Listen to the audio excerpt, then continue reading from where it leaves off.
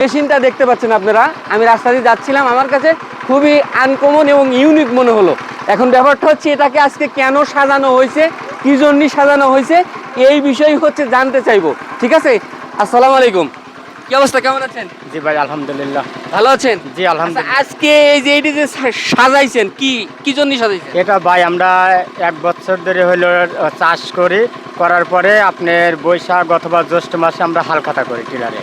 মানে ব্যাপারটা হচ্ছে আমি বুঝাই বলি, ওনারা মাঠে জমিতে চাষ করে একটি বছর ধরে, তারপরে হচ্ছে উনি আজকে হচ্ছে হাল খাতা দিয়েছে এবং বসে আছে। শুধু তাই না, আমি এই গাড়িটার কথা যদি বলি, যে দেখেন উনি যেটা দিয়ে ওনার রুজি রুটি, যেটা দিয়ে ওনার অন্ন জোটে, সেটাকেও হচ্ছে সামনে রেখেছে এবং তাকে সাজানো গুজানো হয়েছে।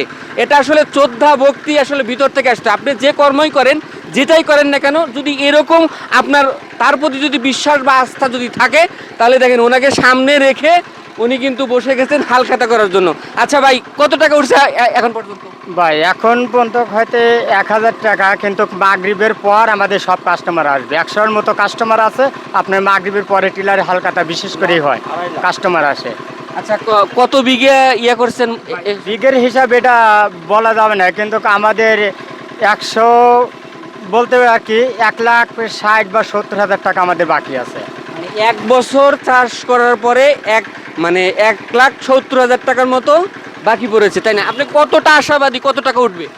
হয়তো 10-20 হাজার কম উঠবে, আবার এমন কি হতে পারে সব উঠতে পারে কাস্টমারের বিশেষ করে। মানে এটা কি আপনি প্রতি বছরই করেন? হ্যাঁ, এটা প্রতি বছরই হালখাতা হয়। খালি আমার না, বিশেষ করে আমাদের গ্রামে বা পাশের গ্রামে সব টিলারাই হালখাতা করে। আচ্ছা দেখেন, এটা আসলে আমার কাছে খুবই রিয়ার মনে হলো। এরকম সারা বছর হচ্ছে চাষবাস করবে, বছর শেষে বৈশাখ অথবা জ্যৈষ্ঠ মাসে, এই দুই মাসের ভিতরেই হচ্ছে হালখাতা হয়। তো যাই হোক, আপনাদের কাছে এই জন্যই শেয়ার করলাম যে এখন পর্যন্ত বাংলাদেশে মনে হয় এরকম মানে ঘটনা ঘটেছে কিনা আমি জানি না, কিন্তু আমাদের যে পাবনা জেলা সাথিয়া থানা, তাই না? এটা সাথিয়া থানা? জি। সাথিয়া থানাতে কি? হাপানিয়া গ্রাম। আচ্ছা, হাপানিয়া গ্রাম, সাথিয়া থানা হাপানিয়া গ্রাম।